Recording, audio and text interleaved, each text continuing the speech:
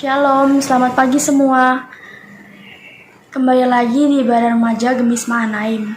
Sebelum kita memulai ibadah pada pagi hari ini, saya ingin mengingatkan untuk selalu mengikuti arahan protokol kesehatan, yaitu 3M. Mencuci tangan, memakai masker, dan menjaga jarak. Marilah kita bersatu dalam doa.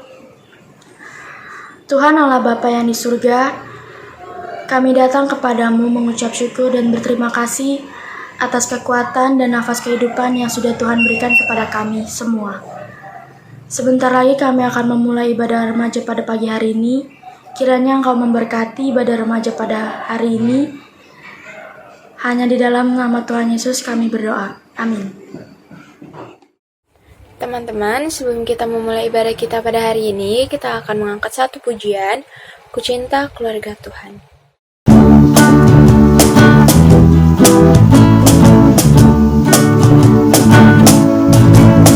Ku cinta keluarga Tuhan, terjamin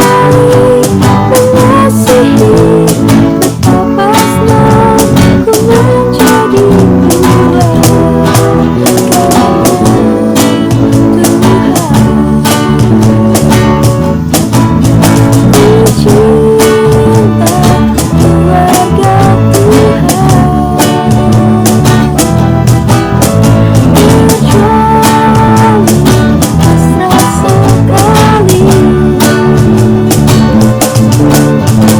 Semua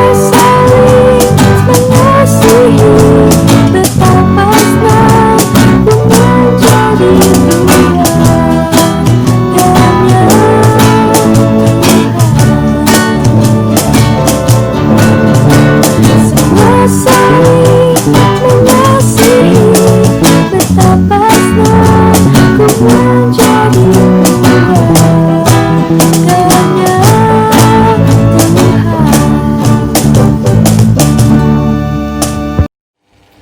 Sebelum kita mendengarkan firman Tuhan, kita akan menyanyikan lagu Keluarga Hidup Indah.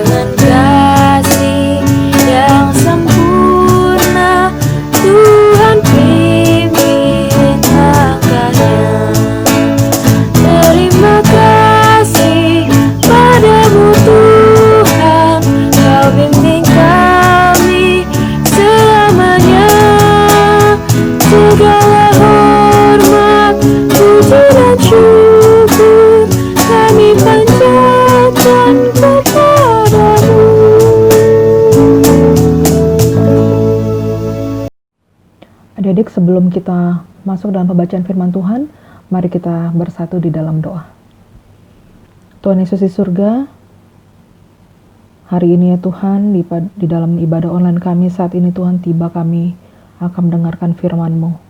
Tuhan Yesus, biarlah kiranya Tuhan, Roh Kudus-Mu hadir di dalam hati dan pikiran kami Tuhan, agar firman yang kami baca Tuhan Yesus nanti dapat kami mengerti sesuai dengan kehendak-Mu.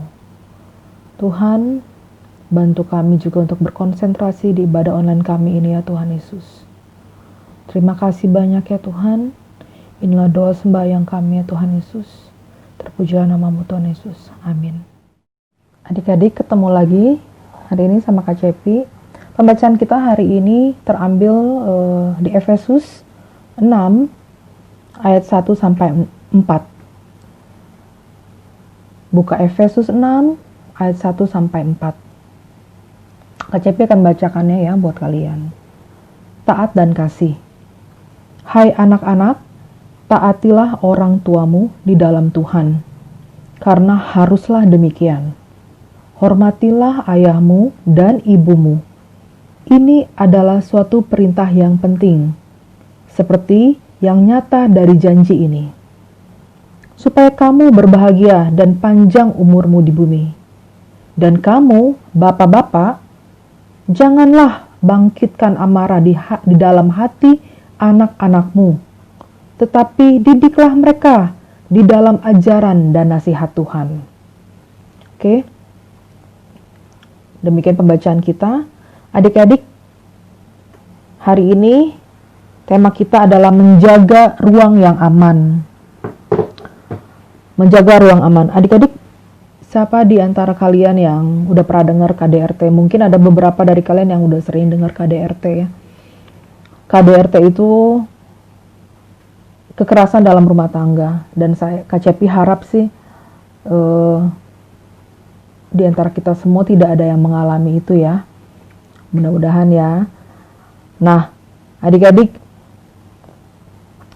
definisi sendiri dari KDRT itu adalah perbuatan yang disertai dengan kekerasan.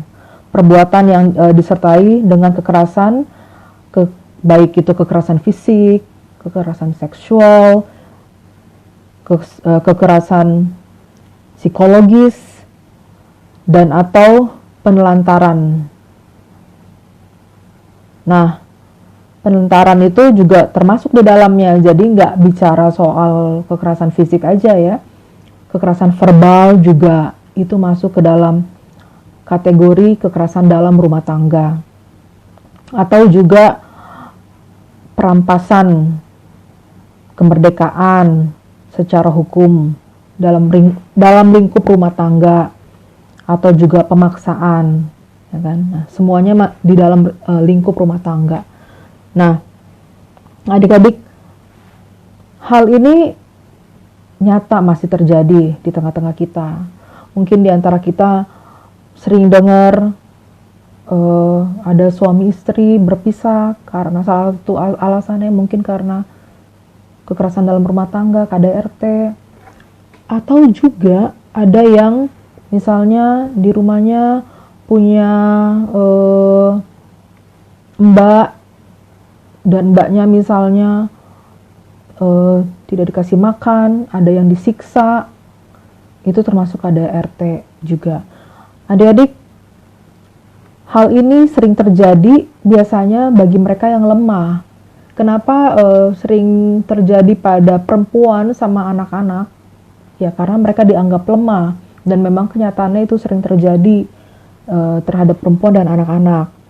Dan pelakunya biasanya pelakunya merasa kayak punya power, punya kekuasaan untuk melakukan itu. Makanya dia melakukan KDRT. Nggak hanya soal itu, KDRT juga kadang terjadi karena di dalam sebuah rumah tangga yang tidak harmonis, adik-adik. Itulah sebabnya jelas di Alkitab, kan, jika kita perhatikan di Efesus tadi, kita diminta untuk saling menghormati antara orang tua dan anak, anak dan orang tua. Itu poin yang paling penting. Kalau itu tidak ada, itu akan ada, contohnya ya akan ada KDRT. Nah, kenapa ini kita angkat, topik ini diangkat karena apa? Karena kita semua termasuk adik-adik di rumah, adik-adik remaja, kita diminta untuk melawan, kita diminta untuk lebih aware, lebih peka terhadap situasi di sekitar kita. Mungkin ada temennya yang mengalami itu, tapi karena kita merasa bukan gua lah yang ngalamin, biarin aja gitu. Tapi adik-adik, mereka juga butuh dukungan, butuh support dari kita. Nah, jadi kita diundang untuk bisa melawan KDRT secara tepat, ya kan? Kita diminta untuk peka dalam situasi ini, karena itu pun bisa juga terjadi pada diri kita sendiri. Nah, diri kita atau orang tua kita, adik kita, kakak kita, ya kan? Sahabat kita atau siapapun. Nah, KDRT melalui perspektif Alkitab, ya kan? Jika kita lihat di Kejadian pasal 1 dan 2, di situ menggambarkan pernikahan sebagai satu daging, sebagai satu hubungan yang saling membantu, ya kan? Adik-adik, rencana Tuhan di dalam sebuah keluarga itu adalah rencana yang indah, bukan tidak indah, rencana yang indah. Nah, oleh sebab itu, tadi sebelumnya di Kejadian 1 dan 2 menggambarkan soal pernikahan. Nah, di Efesus 5 ayat 21 meminta pasangan suami istri untuk merendahkan diri seorang kepada yang lain. Ya kan? Nah, jadi jangan yang satu merasa berkuasa bisa menindas yang lemah, ya kan? Tapi harus saling merendahkan diri, harus saling bisa menghormati. Adik-adik, di Efesus 5 ayat 22 sampai 24 juga mengajarkan istri supaya tunduk kepada suaminya. Sementara di ayat 25 dan sampai 33 berbicara tentang kasih yang rela berkorban dari seorang suami kepada istrinya. Ya kan? Nah, KDRT juga melibatkan anak-anak. Dan itu sangat dikutuk oleh Allah. Di Mazmur 127 ayat 3 mengatakan, anak-anak adalah milik pusaka daripada Tuhan, dan buah kandungan adalah suatu upah. Adik-adik, Allah mempercayakan adik-adik, anak-anak kepada orang tua, dan mereka dengan penuh kasih merawat dan mendidik kita, ya kan? Di Efesus 6 ayat 4 menyatakan, dan kamu bapak-bapak,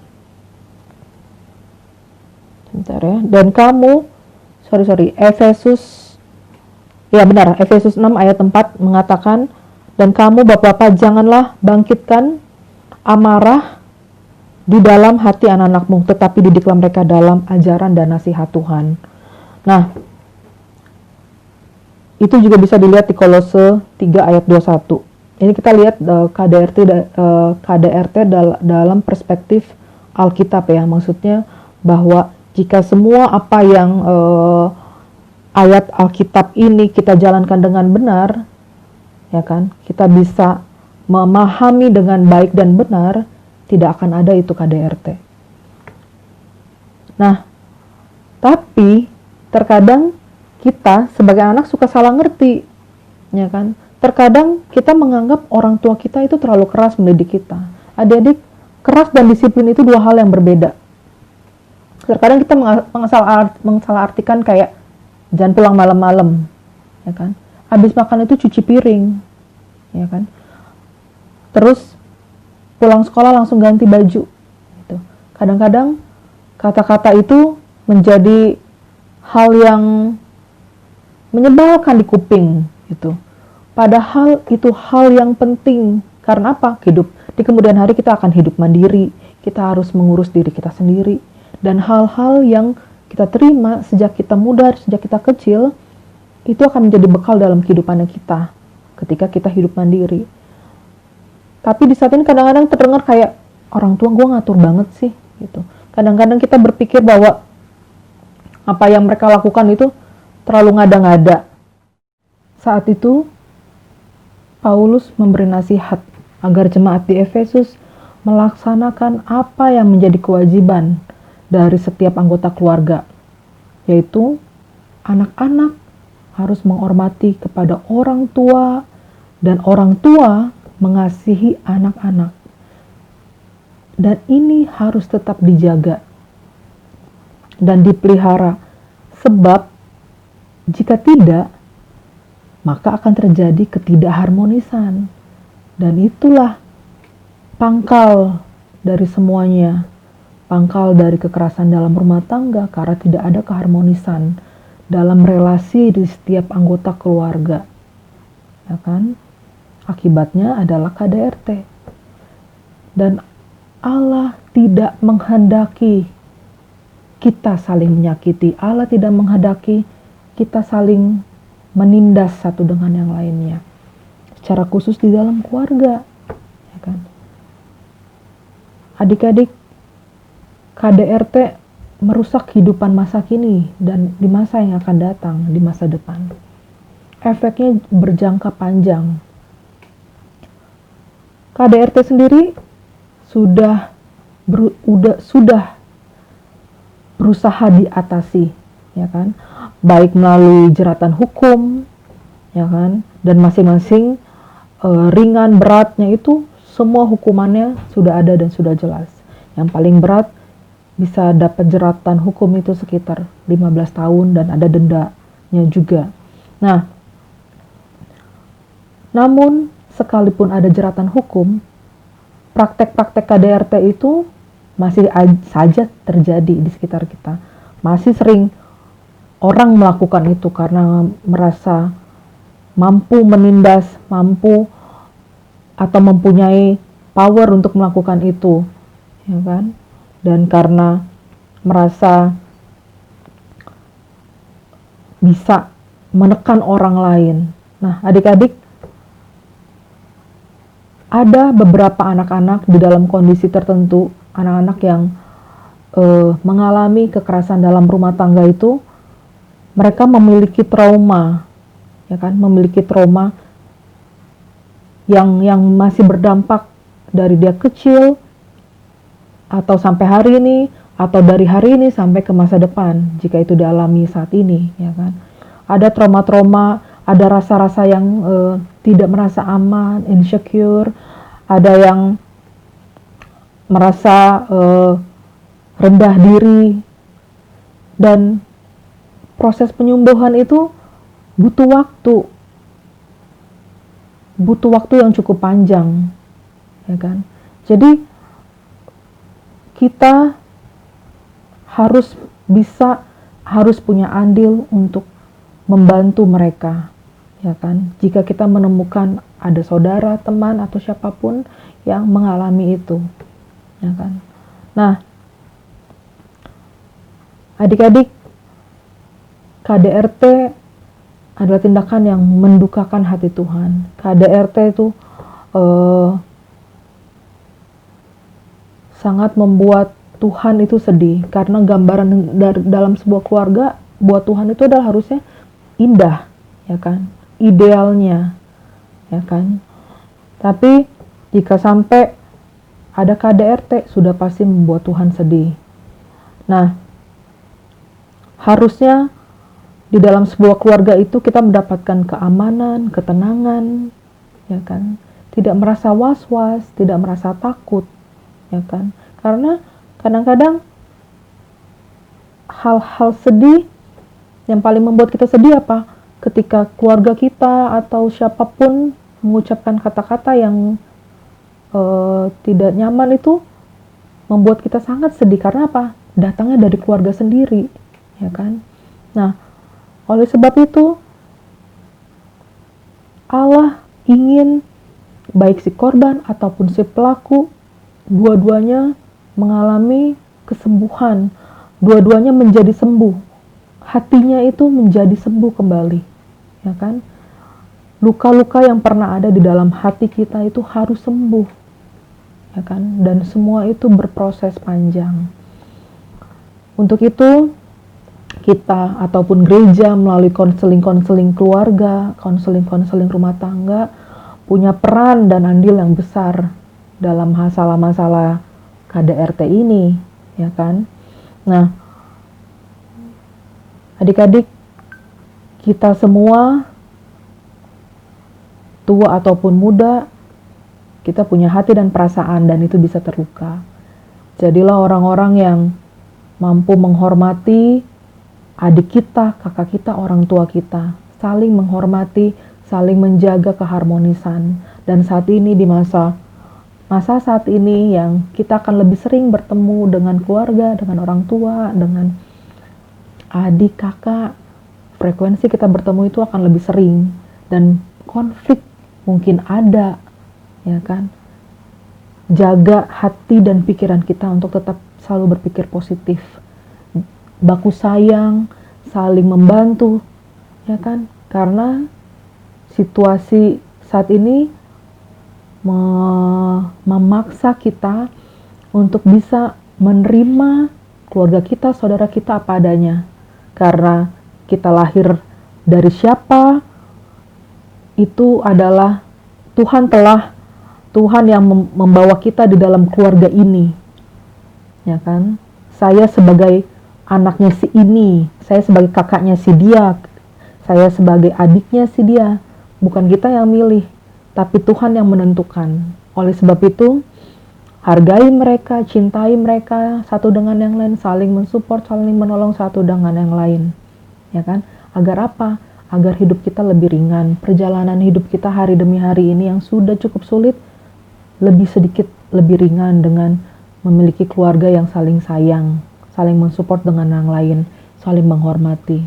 Biar kiranya kita akan selalu dalam keluarga yang rukun, yang tidak saling ribut satu dengan yang lain.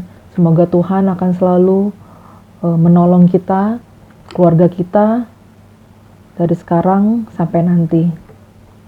Amin.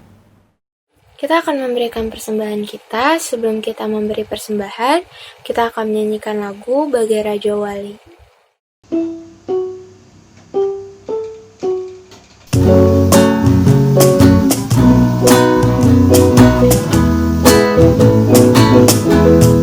Aku ingin selalu berada di hadirat-Mu. Aku ingin selalu berlindung dalam naungan-Mu. Di bawah kepak sayap-Mu, Kau bawaku terbang tinggi, melintasi langit biru, bagaikan raja wali. Aku ingin selalu berada di hadirat-Mu. Aku ingin selalu berlindung dalam naungan-Mu. Di bawah kepak sayap-Mu, Kau bawaku terbang tinggi, melintasi langit biru, bagaikan raja wali. Bagai raja wali, melintasi gunung tinggi. Bagai raja wali, melintasi badai hidup. Di bawah kepak sayap-Mu, Kau bawaku terbang tinggi, melintasi langit biru, bagaikan raja wali. Saya yang akan membawakan doa persembahan, syafaat, dan juga Bapa kami. Mari kita berdoa. Bapa yang bertata di dalam kerajaan surga, pada hari ini kita menghadap kehadiran-Mu. Tuhan, berkatilah orang-orang yang sudah maupun tidak sempat memberikan persembahan. Kiranya persembahan ini menjadi berkat bagi pelayanan kami, dan ajarkan kami memberikan seluruh kehidupan kami menjadi persembahan yang hidup. Berkatilah orang-orang yang membantu ibadah online ini dan juga teman-teman remaja Gemis Mahanaim. Dan ajarkan kami untuk setia mengikuti ibadah online ini. Sampai tiba waktunya kami dipersatukan lagi di rumah-Mu yang kudus. Kami juga berdoa secara khusus bagi rekan-rekan kami yang sedang mengikuti ujian, yang akan ujian, dan yang telah selesai ujian. Berkati upaya usaha kami dan harapan kami akan hasil ujian yang terbaik. Mampukan kami menjaga kesehatan kami sehingga kami bisa mengikuti pelajaran online dengan baik. Tuhan Yesus, berkati juga orang tua kami yang mengupayakan pendidikan terbaik bagi kami, sehingga kami bisa mengikuti pelajaran secara online, terpelihara dengan baik dan dikasihi dengan tulus. Ajar kami senantiasa untuk menghormati orang tua kami seturut dengan ajaran-Mu. Tak lupa kami berdoa untuk semua gereja yang ada di muka bumi ini. Secara khusus Gereja Gemis Mahanaim dan para pelayan di dalamnya. Berkati mereka dan keluarga mereka Tuhan Yesus.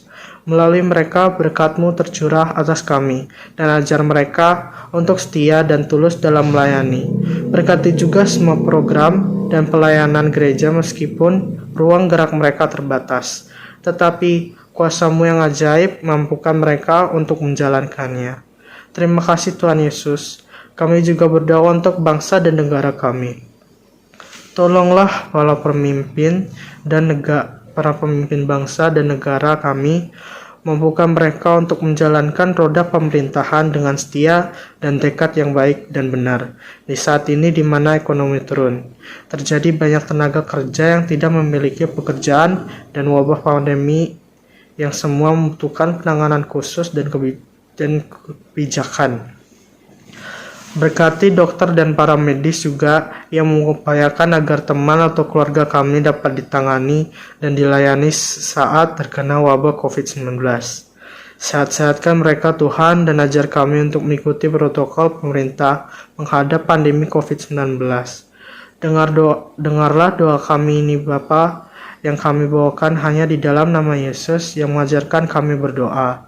Bapa kami yang surga, dikuduskanlah nama-Mu. Datanglah kerajaan-Mu, jadilah kehendak-Mu di bumi seperti di sorga.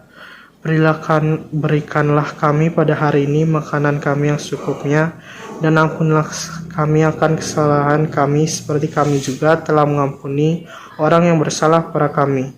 Dan janganlah membawa kami ke dalam percobaan, tapi lepaskanlah kami daripada yang jahat. Karena Engkau yang mempunyai kerajaan dan kuasa dan kemuliaan sampai selama-lamanya. Amin. Ibadah kita pada hari ini telah selesai.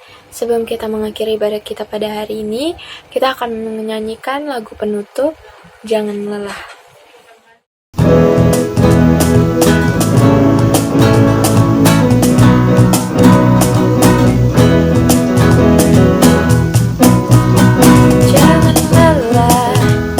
Bekerja di ladangnya Tuhan, Roh Kudus yang beri kekuatan, yang mengajar dan menopang. Tiada lelah bekerja bersamamu Tuhan, yang selalu mencukupkan akan segalanya. Ratakan tanah bergelombang, timbullah tanah yang berubah, menjadi siap dibangun di atas dasar iman. Ratakan tanah bergelombang, timbullah tanah yang berubah, menjadi siap dibangun di atas dasar iman. Adik-adik, kita akan kembali ke aktivitas kita selanjutnya. Kita akan menutup ibadah kita. Mari kita bersatu di dalam doa. Tuhan Yesus di surga, terima kasih Tuhan untuk ibadah hari ini Tuhan. Kami akan melanjutkan aktivitas kami ya Tuhan. Biarlah kiranya Tuhan damai sejahtera-Mu, berkat-Mu, sukacita-Mu akan selalu menaungi kehidupan kami semua Tuhan Yesus dari sekarang sampai selama-lamanya. Amin. Oke teman-teman, ibadah kita pada hari ini telah berakhir. Jangan lupa minggu depan ibadah lagi ya. Selamat hari Minggu, Tuhan Yesus memberkati.